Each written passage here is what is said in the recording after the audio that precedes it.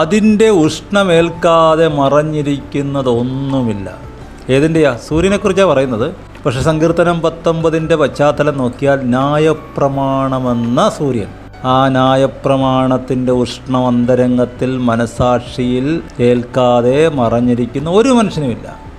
അത് ആധുനിക മനുഷ്യനാകട്ടെ, അവിശ്വാസി എന്ന് പറയുന്ന, ദൈവമില്ലെന്ന് പറയുന്ന എതീസ്റ്റുകളാകട്ടെ, ആദിവാസികളാകട്ടെ, വനവാസികളാകട്ടെ, ഗ്രാമവാസികളാകട്ടെ, പട്ടണവാസികളാകട്ടെ, എല്ലാവരുടെയും മനസാക്ഷിയിൽ ന്യായപ്രമാണത്തിൻ്റെ ഉഷ്ണമുണ്ട്.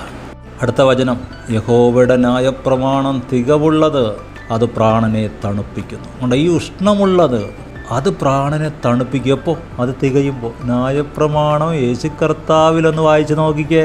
പൂർത്തീകരിച്ചവനെ ധ്യാനിച്ചുകൊണ്ട് പഴയ നിയമത്തിലേക്കൊന്ന് കയറിക്കേ.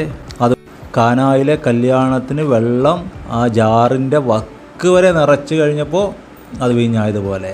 വീഞ്ഞായപ്പോൾ സ്വഭാവം മാറി, രുചി മാറി, അത് വേറൊരു പദാർത്ഥമായി. അതുപോലെയായി ന്യായപ്രമാണം.